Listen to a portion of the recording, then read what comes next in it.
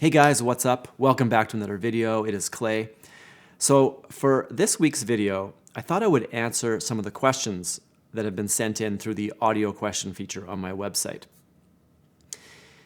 And as I was going through the questions yesterday, I realized there was actually a few really good questions there, and I didn't want to just cram it all into one video. So I decided to maybe spread it out a bit, maybe make 2 or 3 videos on these questions. So today I'm actually going to start with just a single question.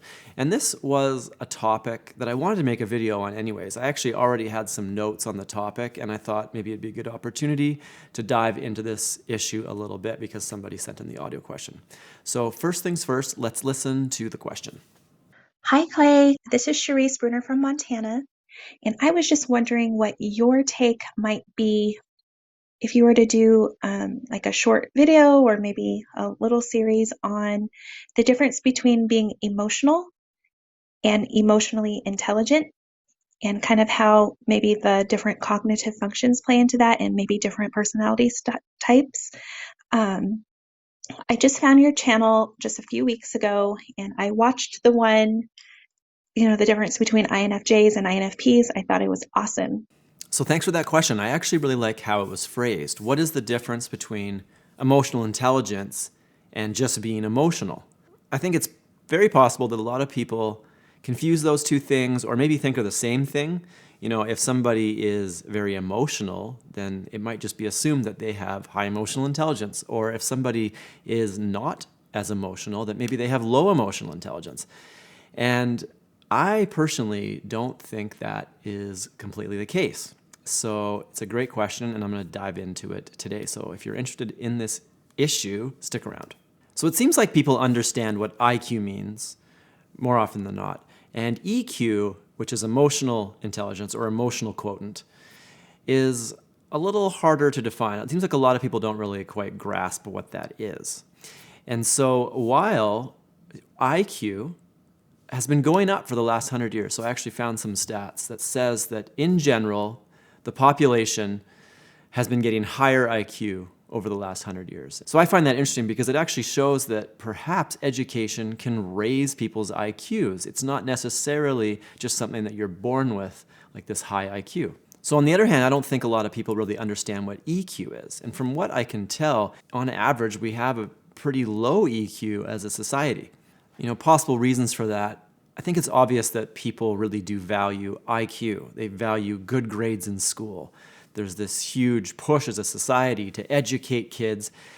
You know, what is the focus of school? It's usually to get good grades. You know, I did a degree in computer science, so I did a lot of science and math. And there was nothing to do with emotional issues or relational issues or, you know, how to have good relationships in a workplace. Like none of that was taught. Which is interesting, right? Because a lot of what goes into being successful in life or having a good career and being a successful leader, let's say, I would say a good portion of that success is going to depend on how good of a relational person you are. And how good you are at relationship is directly related to your emotional intelligence. So I found a few stats, actually, to back this up. I found these interesting, so I'll read a few. Nearly 90% of top performers have a higher level of emotional intelligence. Emotional intelligence accounts for 90% of career advancements. Emotional intelligence is responsible for 58% of your job performance. People with high emotional intelligence make $29,000 more per year on average than their counterparts. Almost 85% of your financial success is due to skills in human engineering, personality, and ability to communicate, negotiate, and lead. Only 15% of your financial success is due to technical ability. It's something I didn't really realize until I actually started working myself. So I went to school, like I said, UBC, University of British Columbia in Vancouver, BC. I remember thinking, like, what chance did I have against these super smart people? And what I learned after I went to a company is that a lot of the people that are super, super smart, have super high IQs, they didn't really excel very well in a real work environment, right? Like if they're doing their schoolwork, writing tests, they can they can excel at that. But when it comes to working in a company, there's a lot more going on there than just your technical ability. It's your ability to relate to other people and communicate and understand other people's needs and make them feel comfortable and all these things, right? It was interesting because in that company, I excelled better than people who maybe had got better grades than me. And that was the first time I kind of realized, maybe I have something here that, the average tech nerd maybe doesn't have. So what is emotional intelligence? The best definition I have is emotional intelligence is the ability to identify and manage your own emotions while also being able to identify other people's emotions and react in appropriate ways. And then put all that together into meaningful interactions and relationships with other people. So you understand yourself, you understand them, you're empathetic. So high EQ really is a balance of yourself, others, and then the interactions between yourself and others.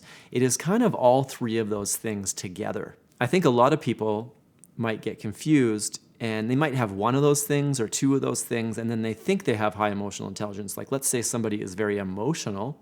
They might even understand their own feelings, but they might just be completely locked inside their own head, and they don't have the ability to empathize with other people's feelings. See, I would say that isn't an example of high emotional intelligence, even though that person might feel like they understand maybe one part of that, which is their own emotions.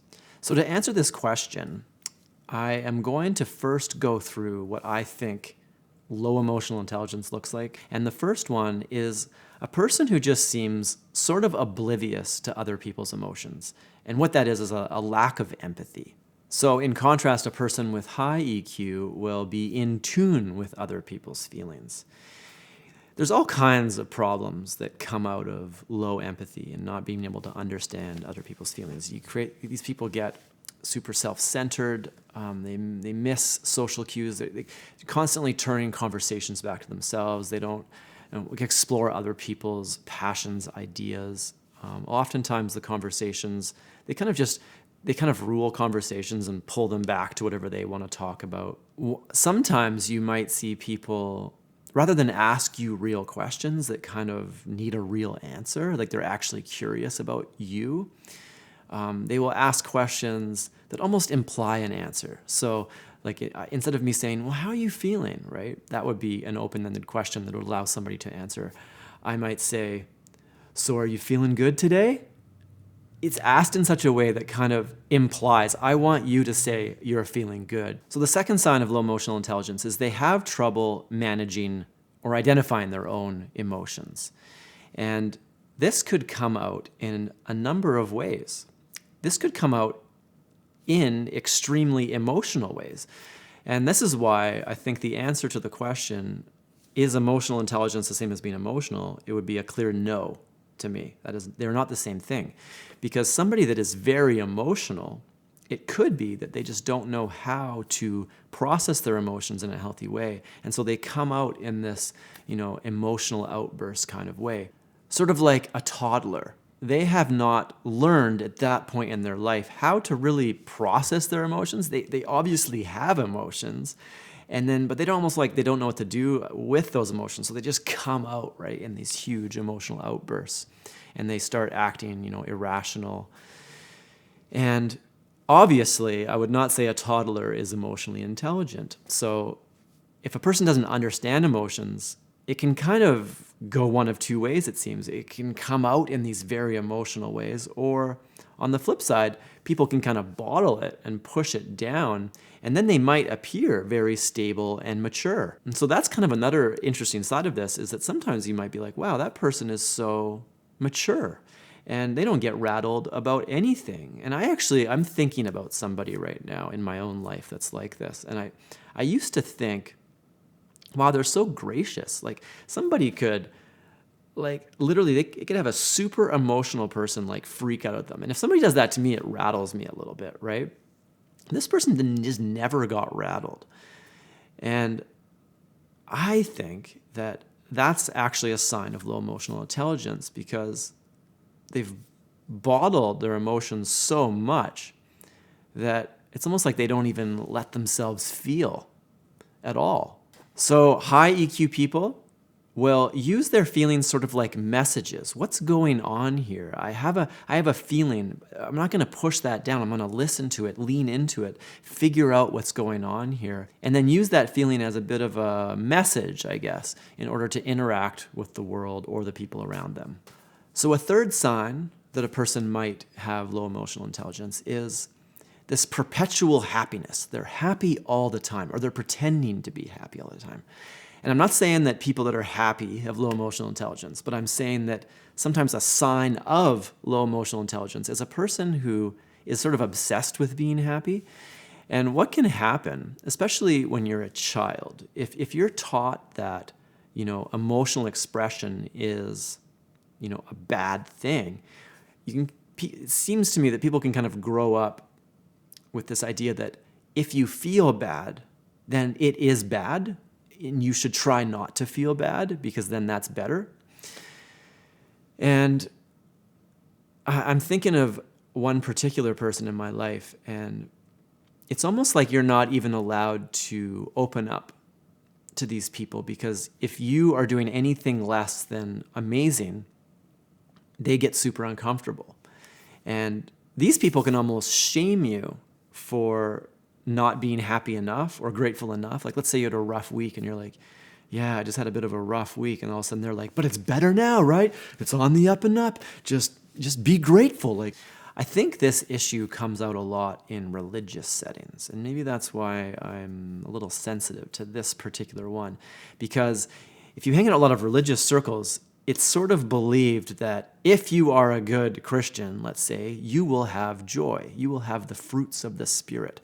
So it's almost like some of these like super Christians, it's like they don't want to feel the bad emotions, because what does that mean, right? Maybe that means they're not a great Christian. If they're a really good Christian, they'll be joyful. So that's almost like they push that aside and act joyful all the time. And it's like, look how great I am. Look how happy God has made me. I think that's one place where this might come out.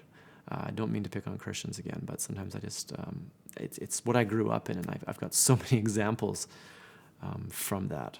So what do high EQ people look like in this case? They won't be afraid of their emotions, and they're not afraid to be sad or afraid. And they're able to see that emotion, recognize it, process it in a healthy way so it doesn't become this emotional outburst. And they don't need to push it down and pretend that, everything's great and they're super happy, because they're not afraid of their emotions. So the next sign of low emotional intelligence, and I think a really big one, is that they don't like to open up. And so you're trying to have a relationship with somebody, and you might start noticing, wow, this person just never opens up. They never tell me anything that's going on inside. And it's almost like it's not that they're choosing not to tell you things. It's that they can't. They actually can't tell you what they're feeling, because they don't even know themselves. They haven't been able to they might not have the skills to actually look inside themselves, identify that emotion, and then process it, figure out what it means, and then be able to verbalize it. And sometimes, this can be a huge problem in relationships, and something that I've talked about in a lot of my videos. What do you do if you're in a romantic relationship with a person that just won't open up? And they won't do it voluntarily. And if you're the type of person who can sort of read people well, you might start trying to dig it out of them. And it's possible, if you're a very high emotionally intelligent person with a lot of empathy and you can read people well, that you might even be able to see their emotions better than they can see them themselves.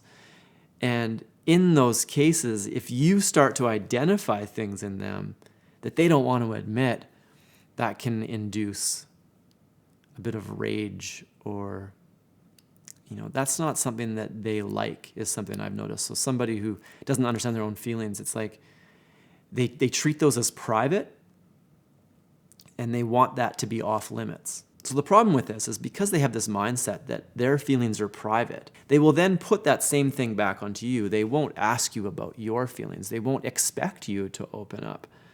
And if you do open up, it might be very alarming for them or unsettling for them to actually hear your emotions, hear your feelings, to hear how your behaviors are impacted by your feelings. They just don't really have the skills to even understand that, and they might be made really uncomfortable by you doing that. So the last sign is kind of rounding all these things together is people with low emotional intelligence might have a really hard time forming meaningful relationships. So these people might have, lots of casual friends or acquaintances or, sports buddies or things like that. But when you actually look, are there any deep, meaningful relationships here where there's a high level of emotional intimacy, which is acceptance, trust, and understanding? You'll find that people with low EQ have a really hard time even forming those relationships in the first place. So that can be another sign, whereas people with high EQ have no problem and actually probably crave these types of relationships. And so I've talked on this channel sort of my struggle in the past of I want deep connections sort of by default. And sort of my realization over time that a lot of people don't want that, aren't able to do it. Whatever the reason, it could be that in the past I've just been stuck with people that sort of lower end on that emotional intelligence spectrum. So now that I've gone through all those signs of low emotional intelligence, I thought I'd go back to the original question, and she had asked how that kind of relates to personality. It seems to me that different people, or different personalities, you could say, are better at different things. So while one personality might be very empathetic, that same personality by sort of nature might be worse at reading their own emotions. I think INFJ personalities sort of fall into that. Seems like we're quite good at reading other people. We're quite good at understanding other people's emotions. We're quite interested in other people's thoughts, ideas, and emotions. But when I look back into my past, in my younger years, I think I was confused more often than not about my own feelings, and it's something that I've worked on tremendously throughout my 30s, maybe late 20s and my 30s. It's all this self-reflection to actually identify some of this stuff, and going to counselors and having good friends can all contribute to getting better in this area. So on the other hand, let's say you had an INFP. INFPs have dominant introverted feeling, and they might be very good at understanding their own feelings, their own values, this value-based logic. And so I have to wonder if an INFP, let's say an unhealthy INFP or a weak INFP, their struggle might be getting out of themselves to actually understanding other people. And I did a big video on INFPs versus INFJs, and it seems like to me that is the biggest difference between those two types. The INFPs are very self-focused. And I don't mean that in a selfish way. I just mean they're very focused on their own values, their own feelings, their own emotions. There's a lot of self-work, self-reflection is kind of built into that personality. Whereas with the INFJ personality, it's very external, extroverted feeling instead of introverted feeling. It's very other-focused. Social harmony is one of the most important things to an INFJ. It's about feeling other people's emotions, empathy, reading people, and then if you're not careful as an INFJ, you might almost forget to self-reflect back on yourself. So I think with all these personalities, we all have a strength and we all have a weakness. And in order to be highly emotional intelligent, I think the thing is you're going to have to work on your weaknesses. So in my case, I've really worked on how I feel, trying to dig those emotions out, trying to process those emotions in a healthy way, trying to open up to other people instead of just trying to dissect them and ask them to open up. So I guess the answer to the question is I think in order to have high emotional intelligence, you have to be a healthy person. You have to kind of round yourself out. You have good self-reflection, but you also are able to reflect on other people, and you're able to be open, but you're also able to allow other people to be open and be themselves without, pressing yourself onto them.